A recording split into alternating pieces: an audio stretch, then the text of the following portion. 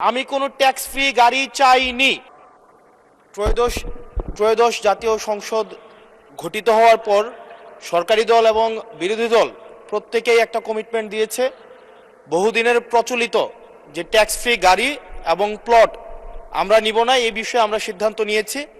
এবং গতকাল এই বিষয়টিকে সমর্থন জানানো পূর্বক আমি এই সংসদে একটা বক্তব্য প্রদান করি, যেটি আজকে বিভিন্ন মিডিয়াতে এটা একটা বিভ্রান্তি ছড়ানো হয়েছে।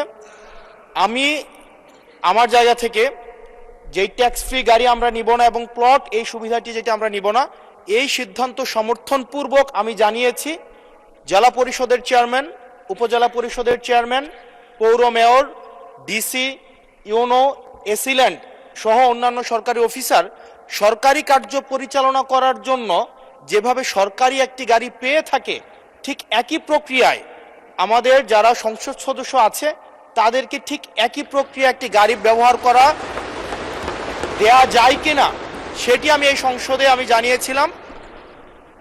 সরকারি মালিকানাধীন একটি গাড়ি যতদিন পর্যন্ত এমপি থাকবেন ঠিক ততদিন ব্যবহার করবেন এবং সেটির জন্য কিন্তু এক্সট্রা খরচও লাগবে না, কারণ আমাদের এই সংসদ সদস্যদেরকে কিন্তু ইতিমধ্যে 70,000 টাকা কিন্তু গাড়ি মেনটেনেন্স করার জন্য দেওয়া হয়।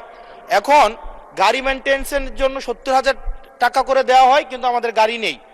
এখন আমার যে বক্তব্যটা সেটি হচ্ছে, গতকালের বক্তব্যে আমি কোনো ট্যাক্স ফ্রি গাড়ি চাইনি এবং ট্যাক্স ফ্রি যে প্লট এবং গাড়ির যে বিষয়টি রয়েছে সেটি অলরেডি এই সংসদের পুরো হাউস ঐক্যবদ্ধভাবে সিদ্ধান্ত নিয়েছে তারা এটি নেবে না, এবং এই ত্রয়োদশ জাতীয় সংসদের প্রত্যেকটি এমপি সেটির জন্য একটি অনন্য নজির স্থাপন করেছে। এটি মিডিয়াতে বিভ্রান্তির সৃষ্টি করেছে, সেটির জন্য এখানে পুনরাবৃত্তি করেছি সকল এমপিদের পক্ষ থেকে যে আমরা ট্যাক্স ফ্রি গাড়ি বা প্লটের সুবিধা না, অন্যান্য যে সরকারি সুবিধা আছে সেটির মতো করে যতদিন এমপি থাকবে ঠিক ততদিন এমপি শেষ, তারপরে হচ্ছে গাড়িটি আবার সরকার ফিরিয়ে নিবে। সেটির জন্য হচ্ছে আজকে এখানে দাঁড়ানো। মাননীয় স্পিকার, ধন্যবাদ।